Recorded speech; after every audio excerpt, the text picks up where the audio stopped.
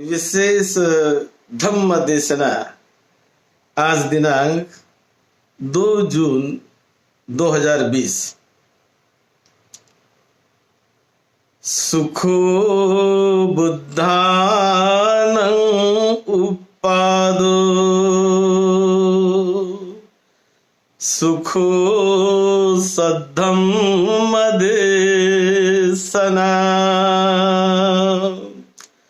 सुखा संघस्य सामग्री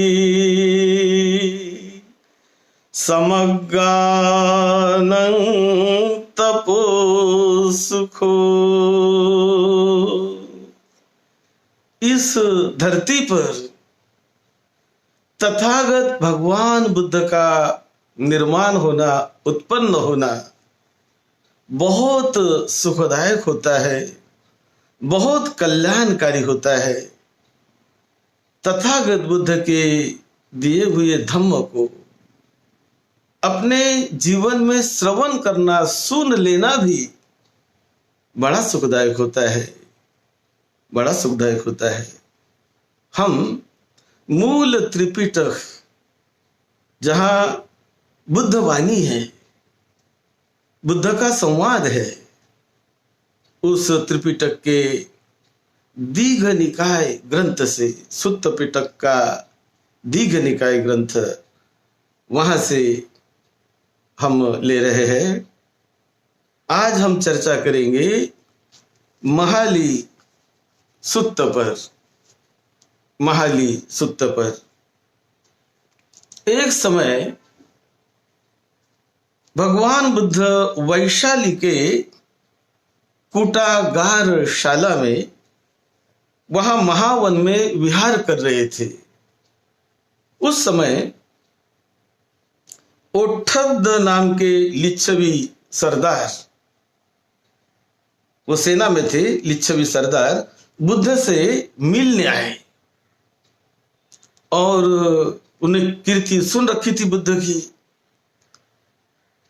तो जब वो बुद्ध वहां रहते थे तो उनसे वो मिलने के लिए आए और मिलने के लिए आकर वंदना करके, प्रणाम करके बुद्ध को पूछने लगे, भगवान, मुझे हमारे लिच्छवी के ही सुनखत नाम के एक सुनखत पुत्र ने मुझे बताया कि मैं भगवान बुद्ध के पास 3 साल तक रहा हूं, लेकिन मैंने कोई, जिसे कहते हैं दिव्य दृष्टि और दिव्य स्रोत ज्ञान, इसकी मुझे कोई प्राप्ति नहीं हुई। मैं चाहता था कि मुझे दिव्य स्रोत ज्ञान की प्राप्ति हो जाए, मैं दिव्य शब्द, दूर दूर के शब्दों को, अनेक लोगों के शब्दों को, विश्व के मैं सुन सकूं। उसी प्रकार मैं ये भी चाहता था कि मैं दूर दूर के लोगों को देख सकूं, मुझे वो दिव्य दृष्टि प्राप्त हो जाए, दिव्य चक्षु जिसे कहते हैं। तो वो मुझे कह रहे थे कि मैं 3 साल तक रहा, लेकिन मुझे वो प्राप्त नहीं हुई। तो इसीलिए भगवान, मैं आपको पूछ रहा हूं कि सही मायने में ऐसी कोई दिव्य चक्षु होती है क्या, कि जिससे हम इस लोग के व्यवस्थित अस्तित्व को हम देख सके? ऐसी कोई चक्षु होती है क्या? या इसी प्रकार ऐसे कोई शब्द होते हैं क्या, दिव्य शब्द, कि जिन दिव्य शब्दों को हम सुन सके, ऐसे वास्तव में कुछ होते हैं क्या? ऐसा प्रश्न उन्होंने बुद्ध को पूछा। संतो नेव नुखो भन्ते दिव्यानि सद्दानि नासोसी प्रिय रूपानि कामोपसंहितानि रजनियानि उदाहु असंतानिति। यानी बनते, ऐसे कोई दिव्य शब्द होते हैं क्या या नहीं होते? या इसी प्रकार ऐसे कोई दिव्य दृश्य होते हैं क्या या नहीं होते?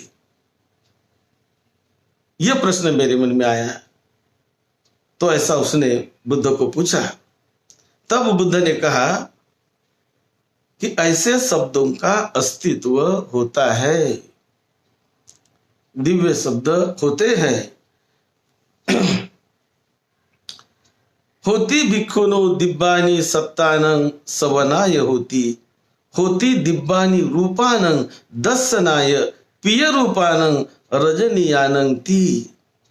यानी ऐसे शब्द होते हैं, दिव्य शब्द भी होते हैं, दिव्य रूप भी होते हैं कि जिन रूपों को देखने वाला व्यक्ति देख सकता है। कुछ लोग दिव्य शब्दों को सुनने का ज्ञान हासिल करते हैं और अपने चित्त को वो शब्द सुनने की ओर नवाते हैं, उसमें लगाते हैं, तब उन्हें दिव्य शब्दों की आवाज सुनाई देने लगती है। इसी प्रकार कुछ लोग दिव्य रूपों को देखने के लिए अपने चित्त को नवाते हैं, अपने चित्त को उस दिशा में लगाते हैं, और ऐसे लगाने के बाद वो दिव्य रूपों को भी, कि जो हमारी ये सामान्य दृष्टि उसे नहीं देख सकती, लेकिन चित्त की दृष्टि और चित्त जिसे कहते दिव्य चक्षु, ये आंतरिक दृष्टि है मन की, वो उसे जान सकती है, वो उसे देख सकती है। ऐसा होता है, ये बुद्ध ने कंफर्म किया है। जबकि कुछ साधक, कुछ अभ्यास करने वाले व्यक्ति इस प्रकार के ज्ञान को हासिल करते हैं और वे दिव्य शब्दों को सुन लेते हैं और दिव्य दृश्य को देख भी लेते हैं। तो कोई कोई लोग सुनते हैं लेकिन देख नहीं पाते, कोई लोग देखते हैं लेकिन सुन नहीं पाते। लेकिन कुछ लोग होते हैं कि जो दिव्य वस्तु को, दृश्य को देखते भी है और शब्द भी सुनते हैं, मतलब दोनों ज्ञान कुछ लोगों को होता है। लेकिन ये होने के बाद भी दिव्य शब्द और दिव्य रूप दोनों होते ही है। लेकिन याद रखिए, बुद्ध कहते हैं, याद रखिए, बुद्ध की पढ़ाई, बुद्ध की शिक्षा ये दिव्य रूपों के लिए नहीं है, ये दिव्य शब्दों के लिए बुद्ध की शिक्षा नहीं है। इस पर बुद्ध बहुत जोर नहीं देते। बुद्ध की शिक्षा जो है वो दूसरे और ऊंचे लाभ को पाने के लिए है। ये तो दिव्य रूप को देखना, दिव्य शब्द को सुनना, ये बहुत छोटी बात है, ये बहुत छोटी बात है। इसके लिए बुद्ध नहीं है और बुद्ध इस पर ज्यादा आग्रह भी नहीं करते हैं। उनसे और भी श्रेष्ठ बातें तथागत बुद्ध सिखाते हैं, और भी श्रेष्ठ रास्ता बुद्ध सिखाते हैं कि जिस रास्ते पर चलकर श्रद्धावान व्यक्ति अपना सही माने में उद्धार करते हैं, अपना कल्याण करते हैं और उस वास्तव का साक्षात्कार करके वो वर्तमान जीवन में बड़ा आनंद और सुखपूर्वक जीने लगते हैं। तो तथागत बुद्ध ने ये दिव्य शब्द और दिव्य दृष्टि पर ज्यादा जोर नहीं दिया। ये बहुत छोटी बात है। ये तो कोई भी साधु, कोई भी योगी, कोई भी ऋषि मुनि इस बात को कभी ग्रहण कर लेता है, जान लेता है, यदि उसका अभ्यास करे तो। लेकिन बुद्ध का ज्ञान इनसे बहुत ऊपर है, बहुत ऊपर है। तो फिर बुद्ध ने बताया कि कैसे ज्ञान ऊपर है, कि जो तीन संयोजन, इन तीन संयोजनों को मन से उसको हटाकर, उस बंधनों से छूटकर इसी वर्तमान जीवन में कोई उपासक भी श्रोतापन्न फल को पा लेता है, वो श्रोतापन्न मार्ग पर चलता है। तो ये श्रोतापन्न अवस्था ये बहुत बहुत बड़ी होती है। और जिसने श्रोतापन्न अवस्था को पा लिया, श्रोतापन्न का साक्षात्कार जिसने कर लिया, उसकी गारंटी होती है कि वो आगे कभी भी दुर्गति में नहीं जाएगा। श्रोतापन्न फल जिसने पा लिया, वो कभी पशु योनि में उसका जन्म नहीं होगा, उसका जन्म कभी नरक योनि में नहीं होगा, उसका जन्म कभी दुर्गति में नहीं होगा, क्योंकि वो गारंटी है। जिसने श्रोतापन्न अवस्था को पा लिया, उसका जन्म 7 बार होता है, और वो 7 बार इस मनुष्य लोक में और ऊंचे ऊंचे ऊंचे ऊंचे स्थान पर, ऊंचे ऊंचे अवस्था में उसका जन्म होता है। और 7 बार जन्म लेकर वो 7वीं बार परिनिर्वाण को पा लेता है, परिनिर्वाण को पा लेता है। तो ये पहली स्टेज है जिसके लिए तथागत बुद्ध सिखाते हैं। उसके बाद उसके आगे जाकर 3 संयोजनानंग, 3 संयोजनों को काटकर और राग द्वेष और मोह से पूरी तरह उन बंधनों से अपने चित्त को निकाल कर श्रोतापन्न के ऊपर की स्टेज जिसे कहते हैं सकदागामी, यानी सकृदागामी। ये सकृदागामी फल भी वर्तमान जीवन में पाया जाता है। ये सकृदागामी फल जिसने पा लिया, उसका जन्म एक बार मनुष्य लोक में होता है, बड़े ऊंचे स्तर पर, बहुत श्रेष्ठ अवस्था पाता है वो। तो एक बार उनका जन्म होता है, और उसके बाद वो निर्वाण का साक्षात्कार करता है, जन्म मरण के चक्र से छूट जाता है। ये तथागत बुद्ध सिखाते हैं।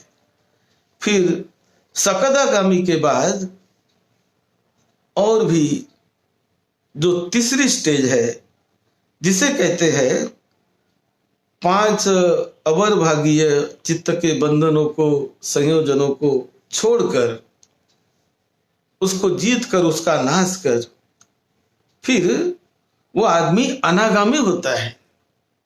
यानी अनागामी ये तीसरी ऊंची स्टेज है। ये अनागामी होने वाला व्यक्ति वो मृत्यु के बाद इस लोक में नहीं आता, मनुष्य लोक में नहीं आता, वो ऊंचे देवता लोक में, ऊंचे लोक में जन्म लेकर वहां से ही वो दुख का अंत करता है, निर्वाण का वो साक्षात्कार करता है, पूरी तरह दुख का अंत करता है। और उससे आगे की जो अवस्था है वो अरहत, यानी जिसने चित्त मलों को, अपने आश्रवों को पूरी तरह नष्ट कर दिया, जिसे कहते हैं कामाश्रव, भवाश्रव, अविद्याश्रव। इसको जिन्होंने नष्ट कर दिया, समूल जिन्होंने इन आश्रवों से छुटकारा पा लिया, नष्ट कर लिया, चित्त विमुक्ति का जिन्होंने साक्षात्कार किया, प्रज्ञा विमुक्ति का, प्रज्ञा का जिन्होंने साक्षात्कार किया, और जिन्होंने अरहत पद को पा लिया, तो वो व्यक्ति, ये बहुत ऊंची स्टेज है। ये अरहत सारिपुत्र, अरहत मोदगल्लायन, अरहत काश्यप, इस प्रकार के हजारों अरहत भिक्षु बुद्ध के समय बने हैं, और उसके बाद भी बने हैं। अरहत महेंद्र, अरहत संघमित्रा, यानी सम्राट अशोक का लड़का अरहत महेंद्र, वो अरहत था, अरहत बना बुद्ध के सैकड़ों सालों बाद। उनकी लड़की सम्राट अशोक की अरहत संघमित्रा, वो भी अरहत थी। और कई हजारों अरहत कई देश विदेश में भी बने, भारत में भी बने। तो ये अरहत की अवस्था जो होती है, ये बड़ी ऊंची अवस्था है। पूरी तरह उन्होंने दुख से मुक्ति पा ली। बुद्ध कहते हैं भिक्षु 3 संयोजनानंग परीक्षया सोतापन्नो होती राग दोष मोहानंग तनुत्ता सकदागामी होती, संयोजनानंग परीक्षया ओपपाती को अनागामी होती, आसवं चेतु विमुक्ति पय्या विमुक्ति दिठेव धम्मे विहरती। यानी उन्होंने बड़े अच्छी तरह ये सूत्र में उन्होंने समझा के बताया है कि इधर महाली, वो महाली को बता रहे, इधर महाली भिक्खु तिन्नंग संयोजनानंग परीक्षया सोतापन्नो होती, अविनिपात धम्मो नियतो संबोधि परायणो, अयं पिखो महाली धम्मो उत्तरीतरो पनिततरो च यस सच्ची क्रिया हेतु भिक्खु मयंग ब्रह्मचर्यं चरति।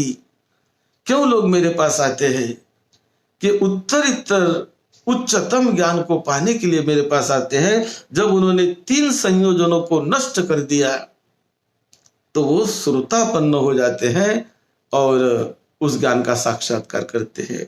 उसके बाद बुद्ध कहते हैं पुनच परंग महाली भिक्खु 3 नंग संयोजनानंग परीक्षया राग दोष मोहानंग तनुत्ता सकदागामी होती, सखी देव इमं लोकं आगत्वा दुख संतं करोति। यानी उससे जो आगे की स्टेज है सक्रादागामी, तो वो राग दोष और मोह इसको इस बंधन से जो छूट जाते हैं तो वो सक्रादागामी अवस्था का साक्षात्कार जीते जी करते हैं। तो ये प्रणीत उत्तम प्रकार का लाभ है जिसको पाने के लिए मेरे पास लोग आते हैं और इस पर मैं जोर देकर ये सिखाता हूं। फिर और कहते हैं बुद्ध पुनच परंग महाली भिक्खु पंचन्नंग और भागियानंग संयोजनंग परीक्षया उपपाती को होती तथ परिनिब्बाई अनावत्ति तस्मालोका, अयं पिखो महाली धम्मो उत्तरीतरोच पनिततरोच यस सच्ची क्रिया हेतु भिक्खु मयं ब्रह्मचर्यं चरति। तो ये जो अनागामी अवस्था जो है जिसे उपपाती को भी कहते हैं, तो यह अवस्था पाने वाला व्यक्ति मृत्यु के बाद यहां नहीं आता, वो अन्य लोक में उच्च लोक में जन्म लेकर वहां ही वो निर्वाण का परम दुख मुक्ति का साक्षात्कार करता है, छूट जाता है इस चक्र से। और इसका साक्षात्कार करने के लिए मेरे पास लोग आते हैं। फिर बुद्ध कहते हैं पुनच परंग महाली भिक्खु आसवानं खया अनासवं चेतो विमुक्तिं पय्या विमुक्तिं दिठेव धम्मे स्वयं अभिया, सच्ची कत्वा उपसंपज्जं विहरति अयं पिखो महाली धम्मो उत्तरीतरोच पनिततरोच यस सच्ची क्रिया हेतु भिक्खु मयि ब्रह्मचर्यं चरति। तो ये बुद्ध ने बताया कि उससे भी आगे जाकर जो अरहत्व का साक्षात्कार करते हैं, तो अरहत्व का साक्षात्कार करने वाला रास्ता अरियो अट्ठांगिको मग्गो आर्य अष्टांगिक मार्ग से चलकर, आर्य अष्टांगिक मार्ग से जाकर ध्यान साधना का अभ्यास करके, विपश्यना का अभ्यास करके अपने मन को पूरी तरह निर्मल परिशुद्ध करते हुए वो अरहत बनते हैं, अरहत का जीवन जीते हैं। और ये वर्तमान में वो लोग पाते हैं, इसीलिए लोग मेरे पास आते हैं। ये मैं विशेष रूप से सिखाता हूं, इसलिए मैं नहीं सिखाता कि भाई तुम दिव्य शब्दों को सुनने के लिए मेरे पास आओ या दिव्य वस्तु को देखने के लिए मेरे पास आओ। ये नहीं, ये तो बहुत छोटी बात है। तो भिक्षु जीवन का उद्देश्य या मनुष्य जीवन का परम उद्देश्य क्या होना चाहिए, वो तथागत समझाते हैं। तो आपने शील का पालन करते हुए सामान्य गृहस्थ व्यक्ति भी श्रोतापन्न मार्ग को पा सकता है, फल को पा सकता है, मार्ग पर चल सकता है, अपने गृहस्थी जीवन में रहकर भी इसे पा सकता है। वो सकृदागामी बन सकता है, अपने गृहस्थ जीवन में रहकर भी सकृदागामी बन सकता है। वो अनागामी बन सकता है, यानी यहां जन्म न लेने वाला तो अनागामी वो बन सकता है। और अरहत, अरहत तो सामान्य गृहस्थ अरहत नहीं बन सकता है। जब अरहत बनने की अवस्था में चित्त चला जाए तो गृहस्थी में वो रहता ही नहीं, रहेगा ही नहीं। गृहस्थी को छोड़कर वो भिक्षु बनेगा और गृह त्याग करेगा और अरहत्व का साक्षात्कार करेगा। अरहत सामान्य व्यक्ति नहीं बन सकता, लेकिन सामान्य व्यक्ति श्रोतापन्न, सकृदागामी, अनागामी इन तीनों पदों तक पहुंच सकता है। ऐसे हजारों हजारों लोग इस पद तक पहुंचे और जिन्होंने अपने जीवन को धन्य धन्य किया, धन्य धन्य किया। इन 4 पदों को पाने के लिए जो संयोजन होते हैं, कौन से संयोजन? जिसे काटना होता है, जिन्हें छोड़ना होता है। एक बार और भी उसका नाम सुन लीजिए। 10 संयोजन होते हैं। नंबर 1 है सक्काय दिट्ठी। सक्काय दिट्ठी यानी आत्मा को मानना, आत्मा के साथ लगाव चिपकाव बनाए रखना। मेरा आत्मा, मैं, मेरा, मेरा। तो ऐसा जो मानता है उसे कहते हैं बंधन, उसे कहते हैं संयोजन। तो यह है सक्काय दिट्ठी यानी पहला संयोजन। दूसरा है विचिकिच्छा। विचिकिच्छा यानी सत्य पर जिसको संदेह है, जो नहीं जाने बिना जाने ही अपने आप संदेह करने लग जाता है, उनको समझे बिना जाने बगैर ऐसे वो प्रश्न निर्माण करने लग जाता है, तो उसे कहते हैं विचिकिच्छा। ये भी बंधन है चित्त का। तीसरा है शील व्रत परामर्श, यानी कोई व्रत वैकल्य का पालन करना और उसी में समझना कि मैं तो व्रत करने वाला हूं, मैं तो ये करता हूं, वो करता हूं। तो व्रत का भी अपना महत्व है, लेकिन वो एक बंधन है, उससे भी छोड़ना है।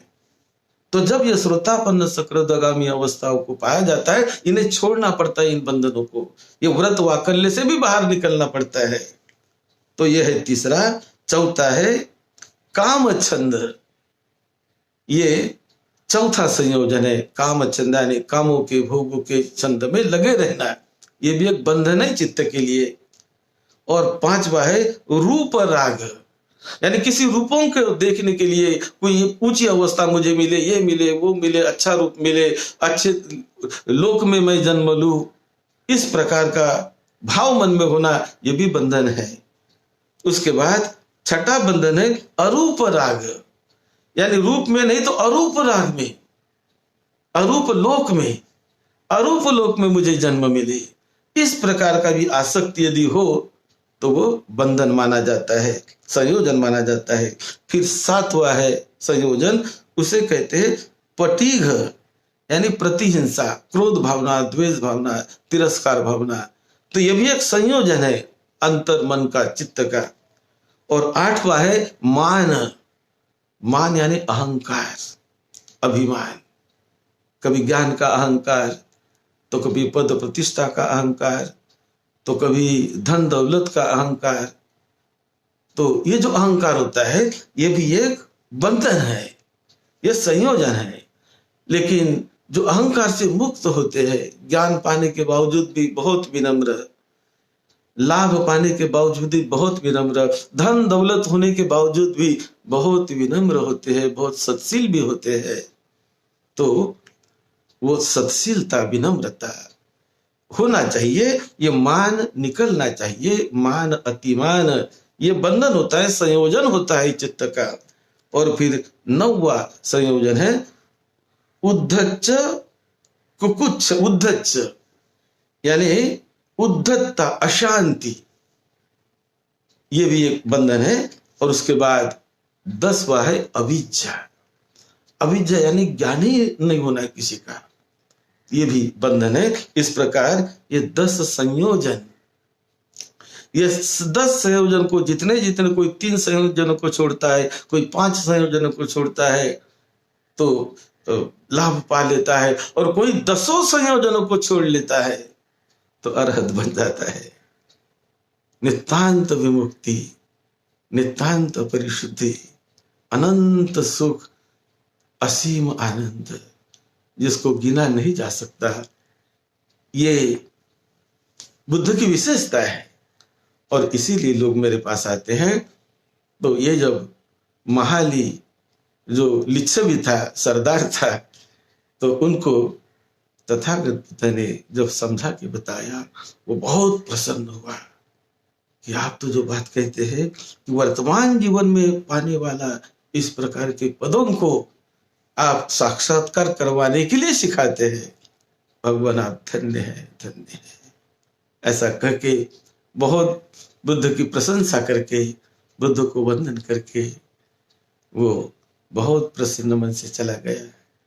और बुद्ध ने, और सब भिक्षु भी वहां बैठे थे, सभी ने साधुवाद दिया। तो इस प्रकार बुद्ध का ज्ञान वो कोई कल्पना नहीं, भ्रम भ्रांति नहीं, कपोल कल्पना नहीं, वर्तमान जीवन में चित्त की परिशुद्धि का साक्षात्कार, मुक्ति का साक्षात्कार, आनंद सुख शांति का साक्षात्कार दिलाता है बुद्ध का मार्ग, सद्धम्म का मार्ग दिलाता है वो साक्षात्कार। सद्धम्म के रास्ते चलने का संकल्प करें, अपने अनमोल पवित्र मनुष्य जीवन को धन्य करिए। आपको मिला हुआ मानवी देह बहुत कल्याणकारी है। मानवी मन असीम कल्याण करने वाला है।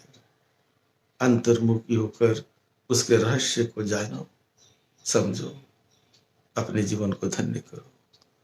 आप सबको सुख शांति मिले, सबका मंगल हो, आपको निरोगत्व मिले, धन्य हो आपका मनुष्य जीवन। सद्धम्म की सेवा में, आपकी धम्म सेवा में डॉक्टर बदंत राहुल बोधी महाथेरो।